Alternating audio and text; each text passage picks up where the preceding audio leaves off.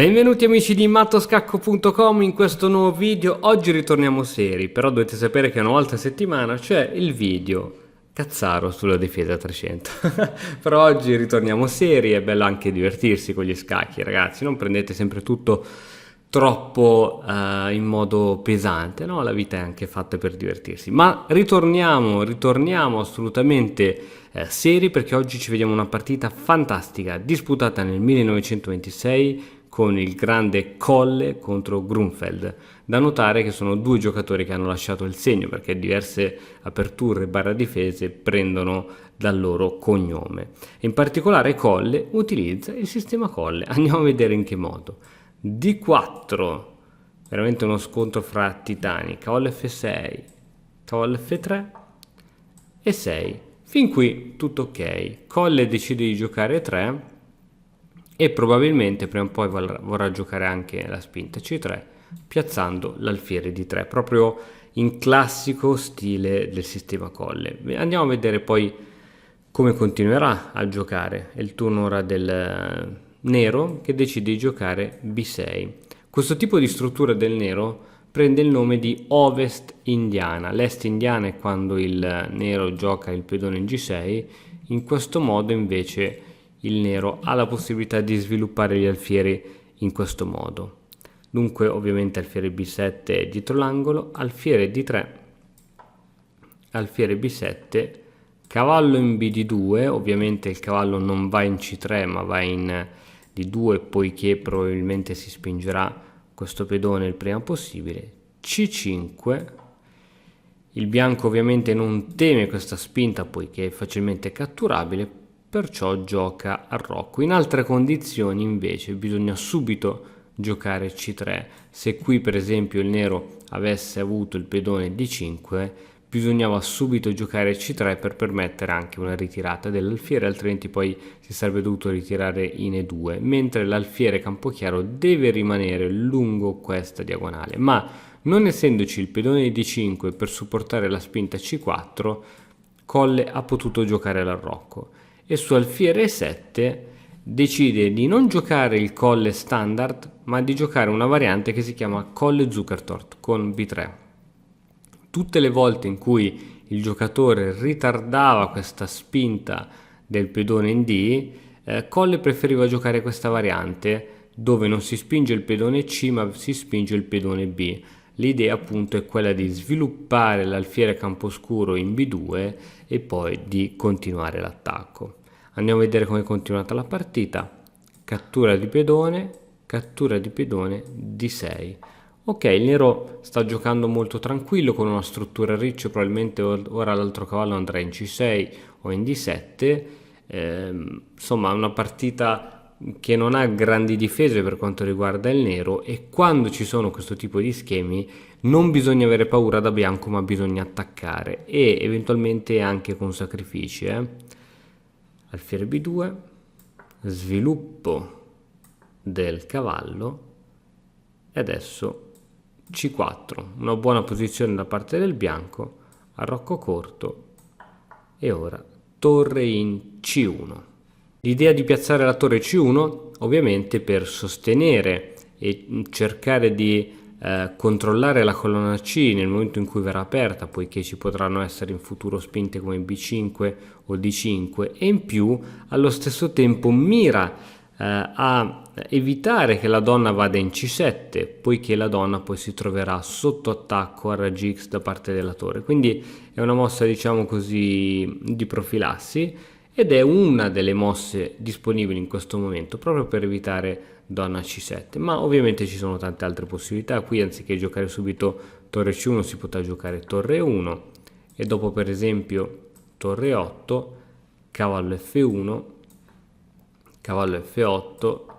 Tutte le volte in cui si fa questo tipo di manovra di cavallo solitamente è perché lo si vuole riposizionare in G3, torre C8, torre C1, ora per esempio torre C7 con l'idea di piazzare la donna in A8, donna E2 e attenzione, vediamo questa possibilità, cavallo G6, alfiere B1, l'alfiere si ritira tenendo questa grandissima diagonale e in futuro si può piazzare la donna davanti, alfiere per F3. Ti faccio vedere una possibilità interessante che è quella di donna in A8. Questa idea è molto interessante perché permette alla donna insieme all'alfiere di fare pressione su questo punto e a seguito dei cambi, diciamo, la struttura pedonale del bianco non sarebbe delle migliori. Tuttavia c'è una mossa veramente forte alla quale può rispondere il bianco e te la faccio vedere subito. Per esempio, donna in A8, sembra che non ci siano grandi possibilità per difendere questo cavallo se non quello di spostarlo da qui, ma se si sposta il cavallo però si perde il pedone in G2. Dunque qual è la mossa corretta? Non lo diresti mai, ma è D5. Sì. E perché il nero non può catturare? Poiché a seguito della cattura, guarda cosa succede. Alfiere per cavallo. Ovviamente se si cattura di alfiere, la nostra donna cattura la torre con grande vantaggio. Bisogna catturare di pedone e a questo punto c'è cavallo in H5 con pressione su questo pedone debole e sostegno su questo punto, e per esempio la torre torna a proteggere l'altra torre e ora ci sono tante possibilità. Donna di 2 con l'idea di andare a supportare questo punto, ma anche di fare robe di questo tipo, e il nero si trova in grave difficoltà. La donna potrà attaccare anche lei questo pedone, insomma qui il gioco del bianco è veramente vantaggioso. Ma ritorniamo alla posizione nostra. Abbiamo giocato torre C1, sempre per evitare la donna in C7. È il turno del nero che gioca torre in E8 e adesso torre in E1. Colle si assicura di mettere tutti i propri pezzi in una ottima posizione. Inoltre l'idea di giocare torre in E1 serve proprio a far sì che il bianco possa fare questa manovra e in futuro la torre andare in terza traversa. Nel sistema Colle, in qualsiasi variante, l'idea di torre 3 è assolutamente presente. Questa torre potrà andare poi in G3 o in H3 e supportare gli attacchi contro il avversario, quindi lo scopo di questa mossa torre 1 si è palesata. Donna C7, quella mossa che diciamo il bianco credeva di aver tolto grazie a torre C1, ma il nero lo fa lo stesso. In realtà non è cattiva come mossa, non è sbagliata, però il bianco può cercare ora un pochettino di sfruttare la situazione a suo favore. Il nero avrebbe potuto, diciamo, forse organizzarsi meglio giocando alfiere F8 con l'idea poi di giocare G6 e andando a rafforzare un pochettino la propria ala di re, però abbiamo detto che non è sbagliata. Donna C7. Vediamo come continua Colle. Gioca donna E2, altra collocazione importante per questa donna, perché adesso l'unico pezzo che manca per mettere in collegamento le torri da sviluppare è la donna. In C2 è tanto vale, la mossa corretta è appunto in E2.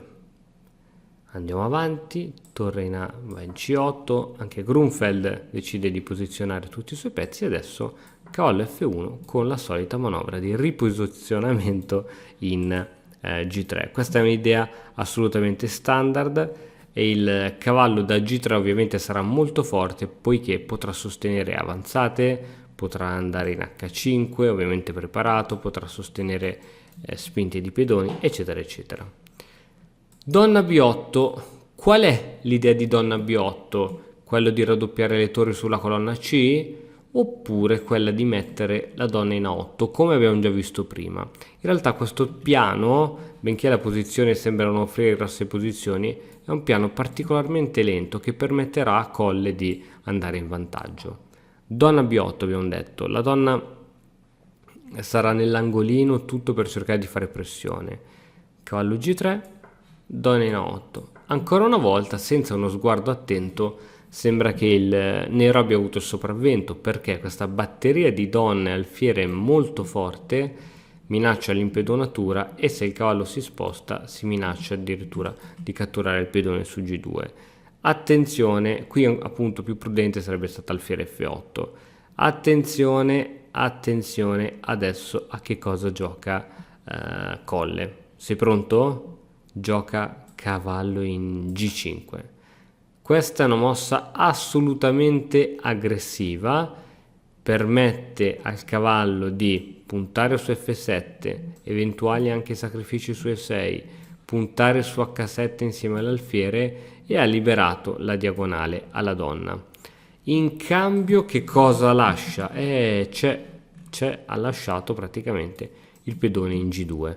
Ora, non ti so dire con certezza quali sono i vantaggi del nero a seguito della cattura, anche perché su F3 questo alfiere sarebbe un po' intrappolato, no? Qui non potrebbe andare, qui non potrebbe andare. Sicuramente adesso il nero dovrebbe cercare di scacciare via questo cavallo, però sicuramente l'attività dei pezzi del bianco è molto più importante e c'è assolutamente compenso per questo pedone. Il nero tuttavia decide giustamente, in modo intelligente, di non catturare su G2, ma decide di giocare la spinta G6. Forse ancora una volta sarebbe stato meglio alfiere F8, più sicuro, ma G6 è ancora un'altra provocazione. Sembra che Grunfeld non si stia rendendo conto di quali problemi si stia andando a piazzare. Ora, se dovessimo giocare in modo assolutamente preparato, in modo moderno, giocheremmo qualche mossa posizionale tipo donna E3, mettiamo la donna su case nere importantissime, e invece Colle, che era un grande attaccante, decide di giocare alfiere per F7. Qual è l'idea di questo sacrificio? Allora, innanzitutto è quello di iniziare a mettere sotto stress psicologico l'avversario, e in più quello di sacrificare il cavallo in cambio di 2 pedoni, perché adesso un pedone è stato catturato, il prossimo verrà catturato in E6 e ci sarà da divertirsi. Ricordati sempre che quando ci sono occasioni si può assolutamente sacrificare un proprio cavallo, un proprio pezzo su E6, su F7, su G7, su H6 e su H7. Non c'è bisogno di vedere tutta la combinazione fino in fondo, ma questa mossa particolarmente aggressiva, che comunque dà un compenso, per esempio un cavallo per 2 pedoni, riuscirà, giocando in modo preciso, a mettere veramente in difficoltà il vostro avversario. Il nero giustamente cattura e adesso donna per E6, scacco, il re deve muoversi, decide di andare in G7 e ora con D5 il bianco riesce a mettere fuori gioco questi 2 pezzi, non solo. Quindi ecco che inizia ad essere molto interessante la mossa del bianco. In che modo ora decide di reagire il nero? Decide di reagire con cavallo C5 minacciando la donna.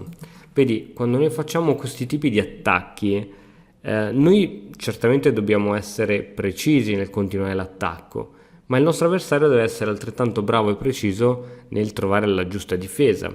La giusta difesa sarebbe stata cavallo E5. E dopo questo e questo, diciamo, non è chiarissima la situazione, il computer dà una situazione di parità, ma invece giocare cavallo C5 è un errore, poiché lascia aperta questa colonna che controlla il bianco, e andiamo a vedere come continua la partita. Questa mossa permette una mossa altrettanto carina, che è cavallo in F5, scacco, una forte continuazione con un bellissimo sacrificio. Qui Grunfeld decide di giocare re in F8.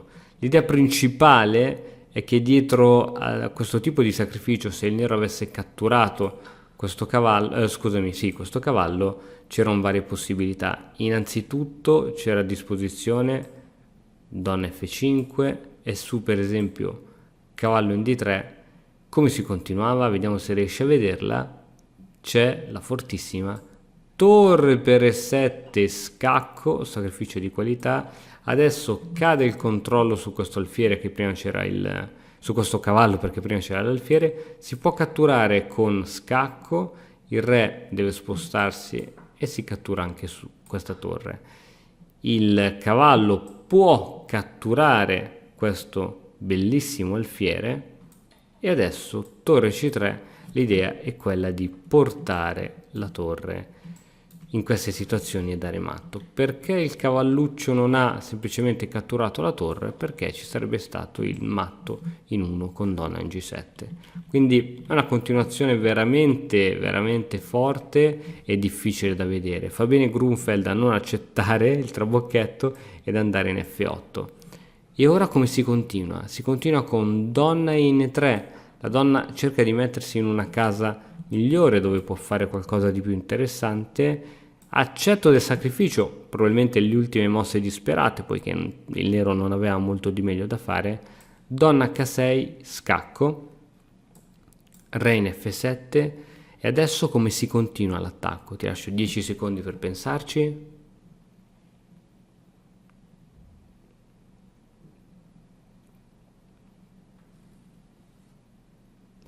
La mossa corretta è alfiere per F5. Ok, adesso guarda il punto E7, perché il sacrificio di qualità su E7 si rivelerà assolutamente decisivo. Sacrificio per cercare di aprire un pochettino le linee, torre per E7, sempre con l'idea di eliminare il difensore su questo cavallo, torre per E7 e adesso donna per F6. La donna supportata dall'alfiere fortissimo, c'è anche l'alfiere campochiaro, sembra ovviamente ovvio il vantaggio da parte del bianco. Re in E8, donna in H8 scacco, il re non può scappare dall'altro lato della scacchiera, deve scappare su F7 e dopo alfiere per C8 la situazione è assolutamente grave e il nero decise di gettare la spugna. Quindi un'ottima partita fatta di mosse lineari, sacrifici ben ponderati, anche se come dicevamo prima, anche se non riusciamo a vedere tutto il sacrificio dall'inizio alla fine, se capiamo che è la cosa giusta allora va assolutamente fatta. Quindi all'alba di tutto ciò, quali sono le cose che abbiamo imparato e che dobbiamo ricordarci in questo tipo di sistema? Numero 1, che quando il nero rientra in un impianto tipo a riccio, in quel caso in quel tipo di variante dell'ovest indiana, come la difesa ippopotamo, la difesa elefante, quello che bisogna fare è cercare di organizzare un attacco sull'ala di re, con la tipica manovra del cavallo in D2, F1, G3, H5 o F5, dipende poi dai vari modi. Una volta che il cavallo appunto è in G3 può portarsi, una volta che c'è anche il cavallo in F3, può portarsi in G5 aiutando a dare una mano all'attacco e fare eventuali sacrifici su F7, su E6, ti ricordi la posizione di prima? In più non tutti i sacrifici possono essere calcolati, ma a volte bisogna andare distinto. E ultima cosa, il sacrificio di colle probabilmente, sto parlando del sacrificio del cavallo, torniamo indietro così riusciamo a capire bene anziché parlare di area fritta. Eccolo qui, aspetta, no aspetta, questa è l'altra variante sbagliata. Alla mossa 16 ha giocato G6 e su G6 è stato giocato il sacrificio su F7.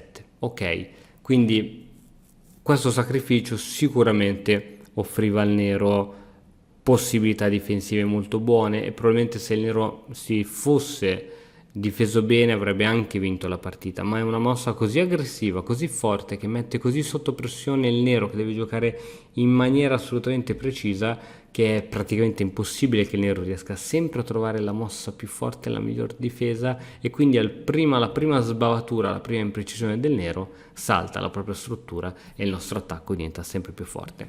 Bene, spero che anche il video di oggi ti sia piaciuto. Come al solito ti invito a lasciare un like, un commento e iscriverti al canale YouTube se ancora non l'hai fatto. Noi ci vediamo domani mattina sempre alle ore 8 con un altro nuovissimo video. Ciao! E ora per continuare che cosa posso fare? Beh, innanzitutto ti consiglio di iscriverti al nostro canale in modo tale da non perderti le nuove video lezioni. E poi puoi vedere il video che è stato più cliccato in questa settimana. Ci vediamo, ciao!